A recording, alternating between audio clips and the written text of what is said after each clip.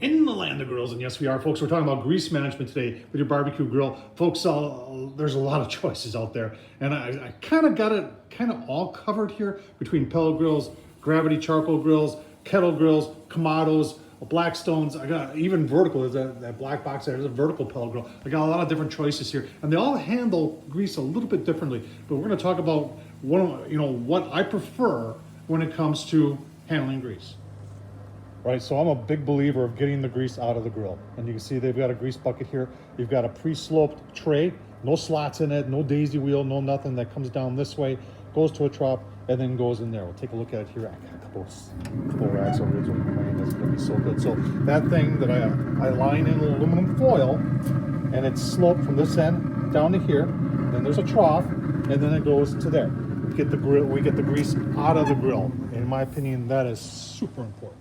So some pellet grills, they have the slope tray, but they also have this wheel in there. I call it a lot of times the daisy wheel. And you can open and close that in order to let some of the flame out so you can sear in that. It doesn't work that well. Anybody who tells you it does, it don't work that well. So anyway, what that does is that captures, that traps grease falling down on that tray. In fact, in some cases, if you can remove that daisy wheel and then just cover the whole thing with aluminum foil, it'll work pretty decent. I try to avoid, if you're getting a pellet grill, do a lot of low and slow, folks. You're never gonna be doing a whole lot of searing on your pellet grill. For those who tell you can, that just ain't true. So you've got this one like here. There's a Z-Grill 600 series, has similar function right there, where you've got that, and I have removed that and covered the whole thing with aluminum foil. Just makes cleanup a lot easier, and you get the grease out of the grill.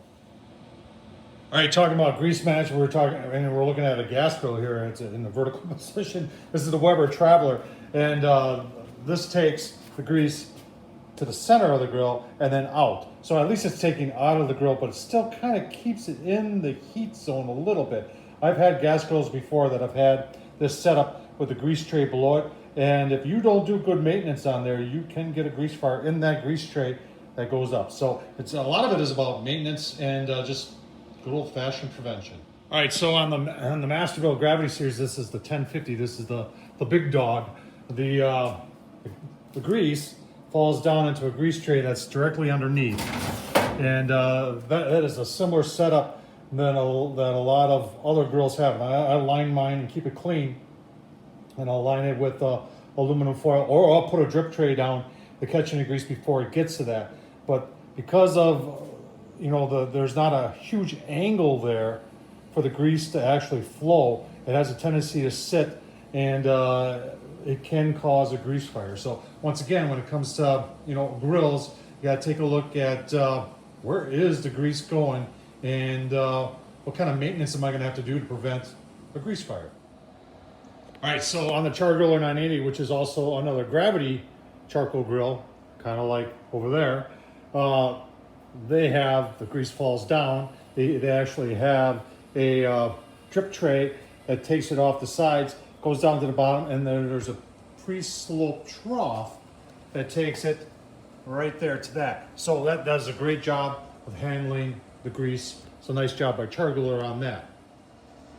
And if we're talking kettle grills or even Kamados, the grease has a tendency to go right down to the bottom. Now, a lot of times when we're cooking indirect, we can line some things with tin foil, put an aluminum pan in there. Like on this Char Griller, you can see we have a plate down there, a ceramic plate, diffuser plate, and a lot of times I'll just put a drip pan on there right underneath the meat to catch the drippings. And it makes cleanup a lot easier and avoids having that dreaded grease fire.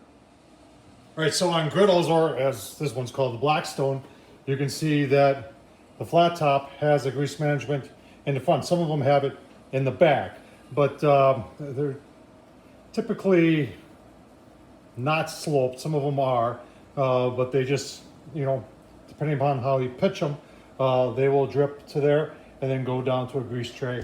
And a lot of times it's about all how you've got your grill set up. All right, on a behemoth like this is the Pellet Pro Vertical, and it is a pellet grill. It has a grease tray just like we looked at the Z Grills. Takes it off to that side there, and then falls down into a grease tray that's in this drawer. So good grease management there by Pellet Pro.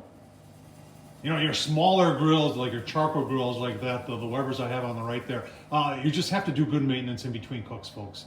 Otherwise, you can get a grease fire. And the same thing with the little Q series here. There is a tray right underneath there. You can see it down low right there. And you just need to do good maintenance. I'll wipe out the bottom of that grill after every use. And the Caveman there, in the infrared, you know, 2,000 degree hot. You can see it's got a stainless steel tray in the bottom there, and that's going to be cleaned out real good after every use too. Otherwise, you will have a fire.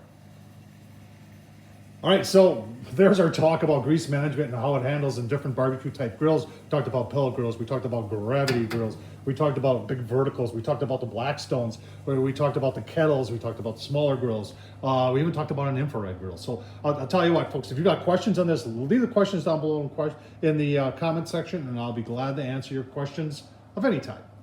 Thanks for watching, folks. I appreciate it.